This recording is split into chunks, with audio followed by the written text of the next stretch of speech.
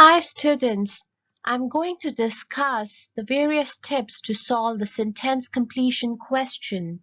Sentence completion questions are one of the less common types of IELTS listening questions, but you need to know how to answer them in case you do get one.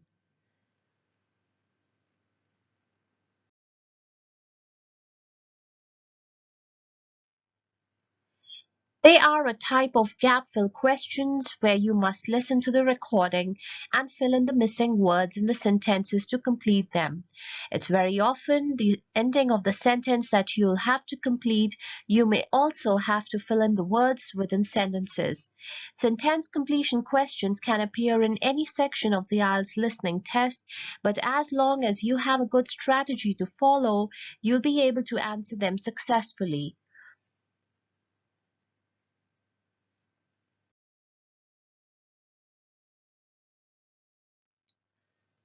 Let's take a look at the first example.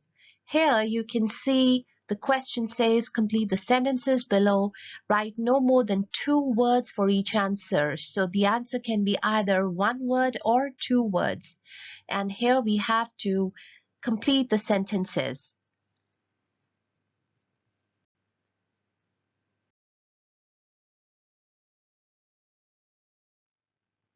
Let's take a look at the second example. In the second example, it says clearly complete the sentences below, write 1 word only. And here we have to fill in the blanks. So these are the 2 types of sentence completion questions.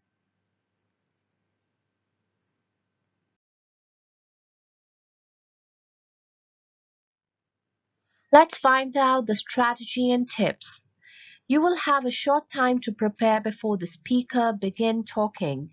Use this time to familiarize yourself with the questions and focus your mind on what you need to listen out for. The first strategy is read the instructions carefully, paying particular attention to how many words you're allowed to write for the answer. The instructions for our sample question state that you must write no more than 2 words or 3 words or a number. And if you write more than 2 words or more than 3 words or more than what is written in the question, your answer will be marked incorrect even if the information you give is correct.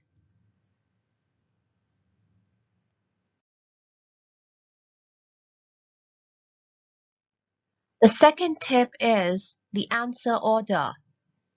The answers will come in the same order in the recording as they are listed in the question. So for this question, you will hear answer 27 first, then answer 28, and so on. This makes it easier to pick out the answers than if they were in a random order.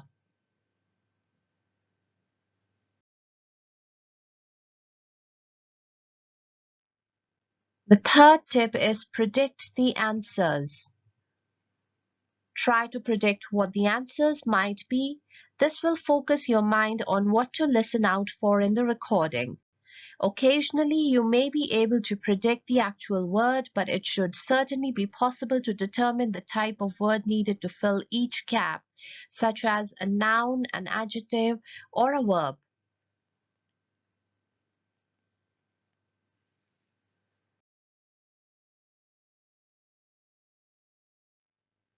The fourth important tip is synonyms and paraphrasing.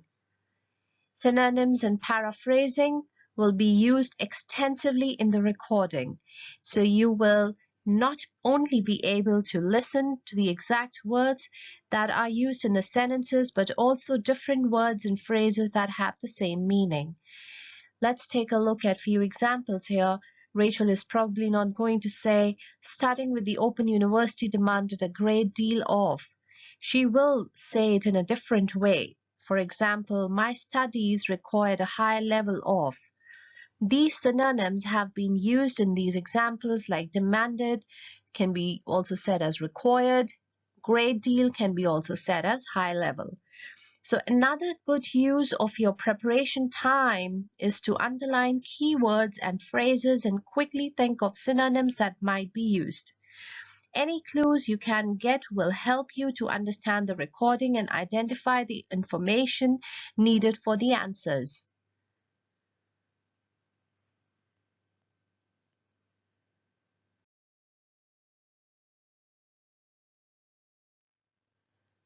The last tip is the grammatical accuracy. Check that each sentence is grammatically correct once you've added your answer. If it is not, then your answer is incorrect. You may have to change the form of a word you identify as correct to make the sentence grammatically correct. We can take a look at a few examples here. John, I'm so frustrated that the insurance company are taking so long to settle my claim. Sentence. John found it very frustrating that his accident claim was not sorted quickly.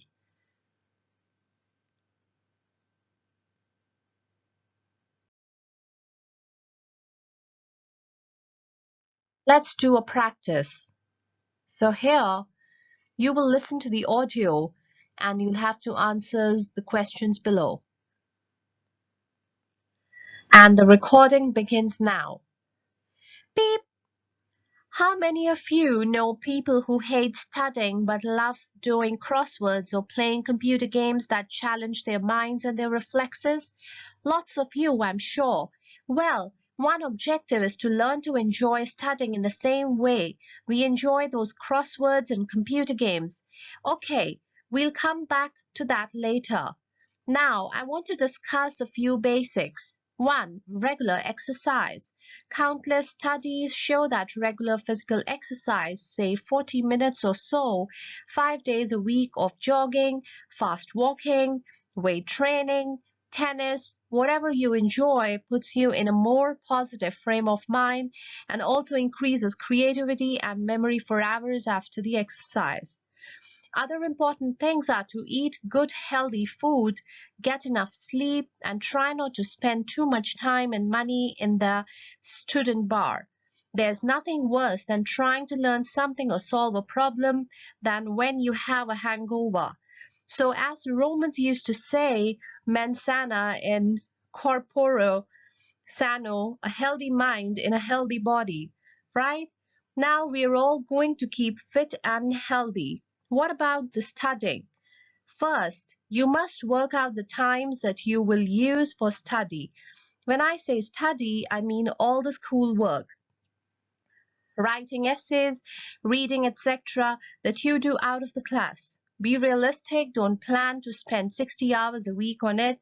It's too much for most of us. Set aside 1 or 2 blocks of time each of, say, 2 or 2.5 hours a day that are your study time. As I say, be realistic. Don't set yourself such an ambitious goal that you will never stick to it.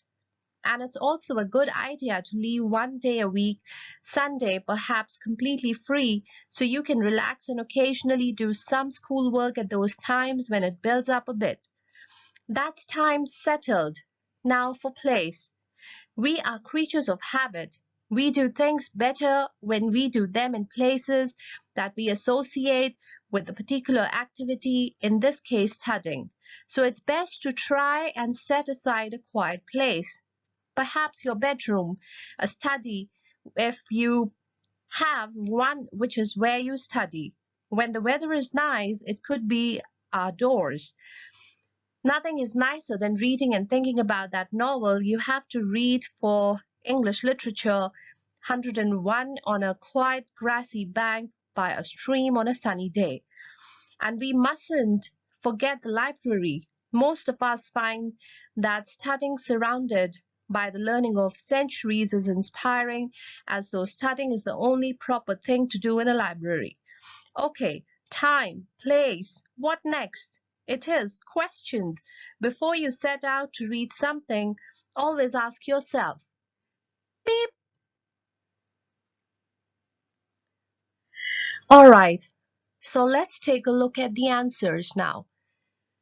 The first question is, doing crosswords or playing computer game challenges the mind and reflex. The second, Studies show that regular physical exercise puts you in a more positive frame of mind.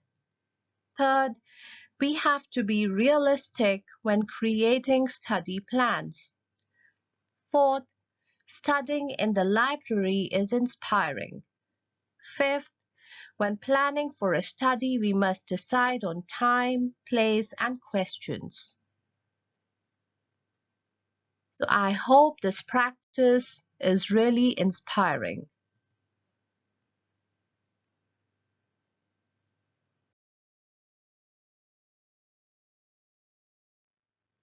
So thank you for watching my video. Keep watching more IELTS listening videos and don't forget to subscribe to my channel.